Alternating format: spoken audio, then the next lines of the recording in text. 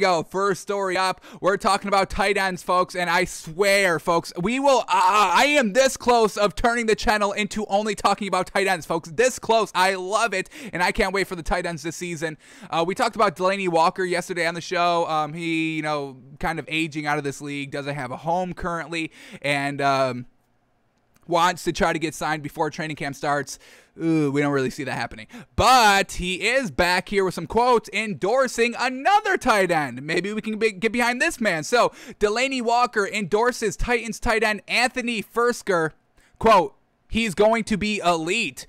Ooh, big kind of, this is a big kind of meatball on Anthony Firkser now, because when we look at his stats, he's never really done anything great. Now, this is not his fault. He was never the #1 tight end on the Titans. He's been in the league for 3 years, going into his 4th season, and, these yards, year 1, he never started any game, but played 12 games. He picked up 225 yards. 2019, he played 1 game.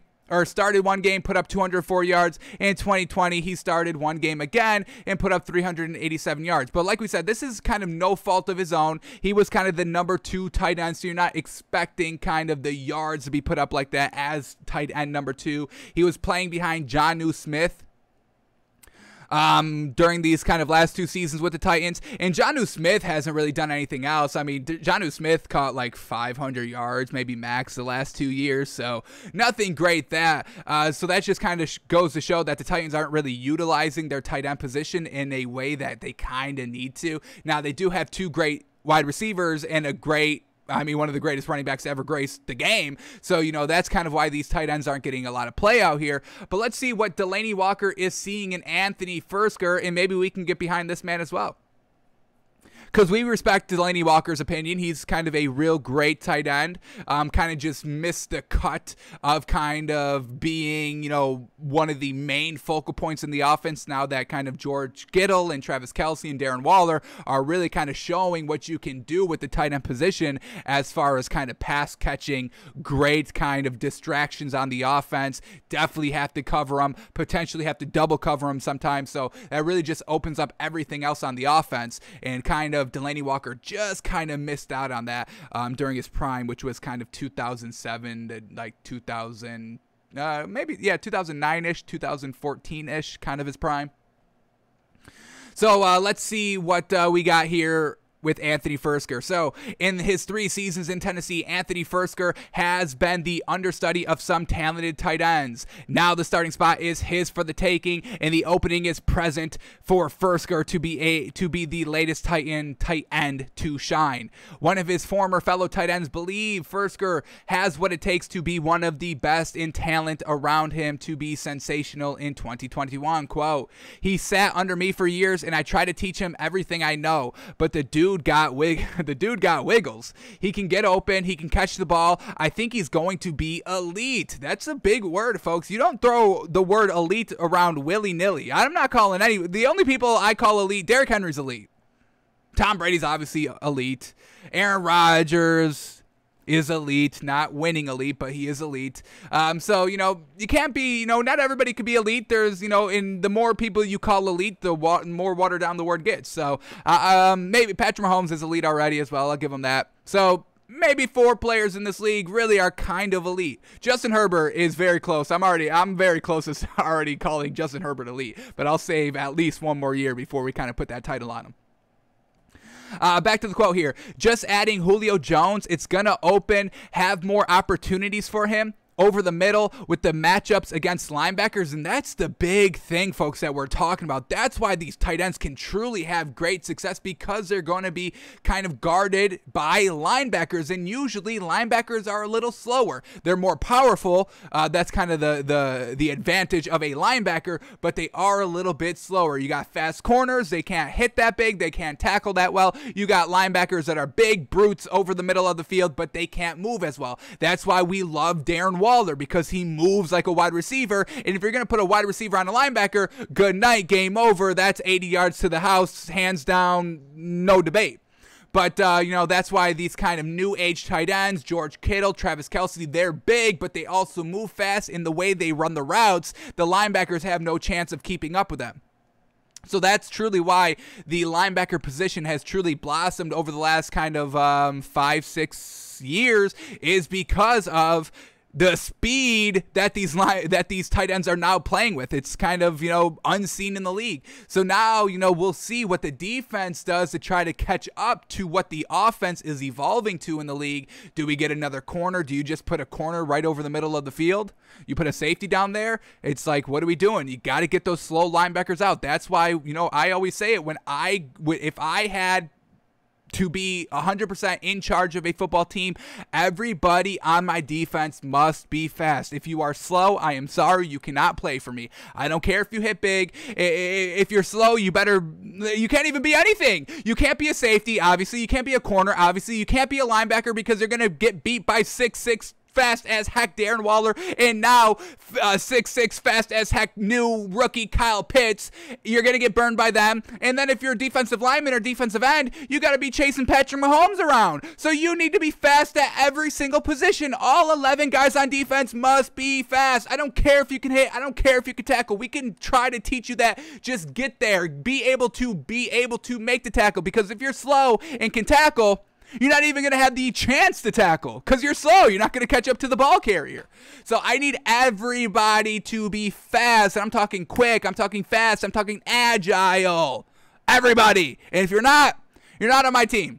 You can't come play for the Takes by Fans team. Unfortunate. You can go play for the Jags somewhere else where they're getting Tim Tebow. Go play for them. So you got to be quick. You got to be quick. So with the matchups against, back to the quote here, with the matchups against linebackers, and that's going to be hard for them to cover him because he destroys linebackers within seconds. Ooh, it's going to be good, he says. All righty, we can start. I'm kind of hype on Anthony Firkser now. I didn't think he was that fast. I wasn't really paying that much attention to a second string tight end, but now that tight end university has blossomed, now that everybody's learning from the greats and they're all going to be great this year, let's start watching out for Anthony Firkser. Absolutely. Firkser. All right, let's. We got one more quote here. Smith has now moved on. They're talking about Jonnu Smith. He's now with the Patriots, kind of tier 2. He's kind of the second tight end there. They got Hunter Henry, so he goes from starting tight end to the Titans, and now kind of second string Jonnu Smith to the Patriots, which once again opens up Firkser to the starting tight end spot. So this is Firkser's time to shine and opportunity to seize. Back to a quote here by Delaney Walker. Quote, I feel it's going to be a good year for him. I'm excited. I hope he does well because I want him to get paid. Ooh, everybody wanting everybody to get paid, folks. I'm all about that. Yes, sir. That's what it comes down to. Just hope he does well. I know he built his confidence over the years. Now he has the opportunity to be the starter. I told him the last time I saw him, I said, it's your opportunity. Don't lose it because they don't give it to many people often. He has the opportunity to be great, and I think with Julio and A.J. Brown and Derrick Henry, that opportunity is high. Absolutely. I'm double covering Julio Jones. I'm double covering A.J. Brown. I'm triple covering Derrick Henry. So that's 2, 4, 7. There's 4 other players. You got to kind of distribute those other 4 defenders all across the kind of other remaining eligible pass catching and run catching or rushing players out there. Got to kind of put a spy on Tannehill as well. So now we're talking about 3 defenders. And that's where Anthony Firkser is going to really open up his game. Everybody's covered. He's going to be the one not covered over the middle of the field by that slow linebacker. So watch out for the Titans this season. Let's see if the offensive kind of coordinator and Mike Vrabel kind of all know this and they kind of formulate the offense to potentially giving big plays to Firkser down the middle when everything's covered. And hopefully Ryan Tannehill trusts his tight ends, which this is a little bit of a question mark here because when we just look at, what the past tight ends have been doing here for the Titans, it's not really good, folks. Like we said, it was Jonnu Smith who was kind of the starting tight end for the last 2 years under Ryan Tannehill, and the man hasn't really had that great seasons, which gives us a little pause. Why aren't you using your tight ends great? You've already had 2 great wide receivers, and Derrick Henry's been there the whole time, but you're still not giving these tight ends opportunities. Jonnu Smith is great, folks. 6'3". He had 439 yards in 2019 and 448 yards in 2020. That's not really the level we need these tight ends to be on. Travis Kelce is catching 1,300 plus yards. Darren Waller these last 2 years, 1,000 yards every season. So the fact that these tight ends are getting not that many opportunities to catch the ball, especially when this Titans offense was loaded at the wide receiver and running back position.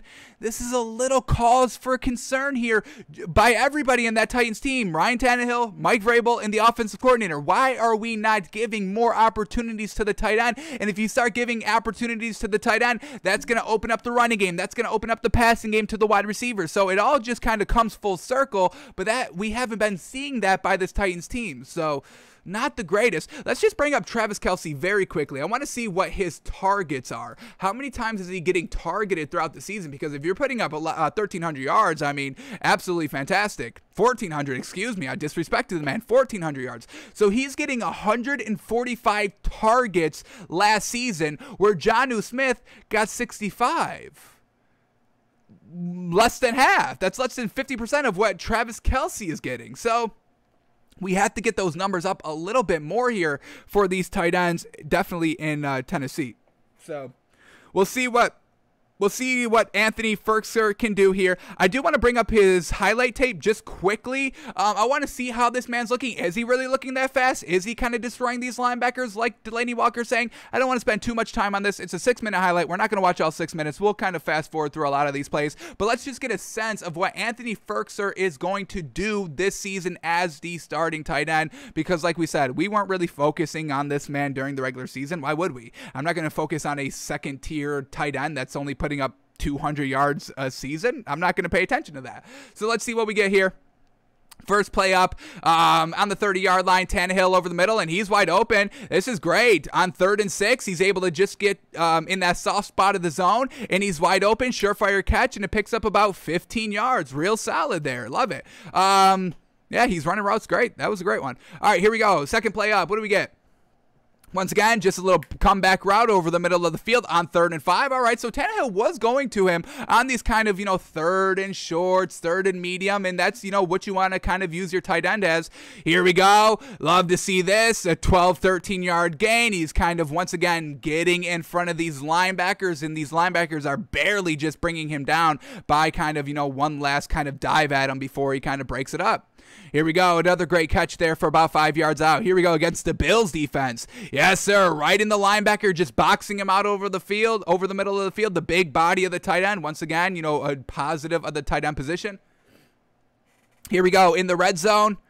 Bingo. Picks up 10 yards. Back in the red zone here. And there he is. Right over the middle of the field, finding that soft spot of the zone. And that's surefire hands for this man. Love seeing that. All right, let's see if we can get a big play here. I want to see, the speed he's talking about, because Delaney Walker said this man's kind of, blowing right by all these slow linebackers. So let's see if we can get a sense of his speed somewhere. I want a big gainer. Where's the big gainers? Oh, here we go! Woo! This is what we're talking about. So Tannehill's going to throw this one from his own 30-yard line. They're at the 40, and there he is right over the middle of the field. Great hands, and then he's able to he catches the ball at the 40-yard line of the Texans, and he's 10, 15, 20, 25 yards down the field before anybody else can catch up to him, and then he drags some defenders for about another 5, 7 yards. This is great. This is what we're talking about. The speed, getting behind the defenders. That's it. Oh my God, oh my God, this play. Oh, jeez, Louise. Ryan Tannehill slinging it right in there. Holy moly, that's a phenomenal pass by Ryan Tannehill. Holy cow, jeez. But very well done from Firkser to Firkser for catching the ball, and then the speed at the end of the play. Love that. Let's see if we get one more. Oh, is this one? Here we go. Big bodied. Here we go. This is pretty solid. wide open, another 10 yards, 15 yards after the catch, and then another 5 yards dragging defenders before they can officially bring them down here. All right, we'll watch this last play. We'll end it here. Here we go against the Bengals. They're getting blown out 31-14. Just a dump off over the middle for 10 yards. I really want to see him just go down the field flying. Don't think we're going to get any of that.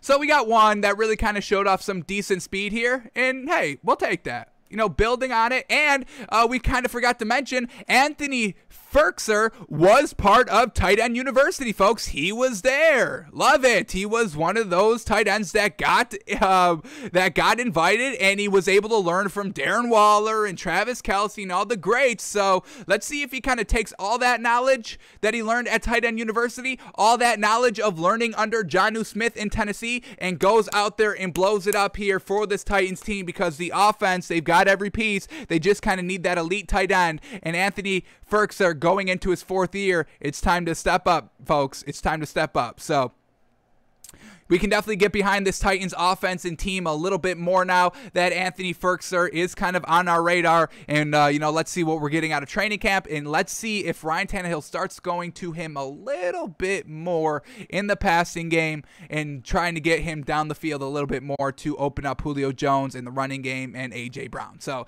they got the pieces there. They just kind of have to put it all together.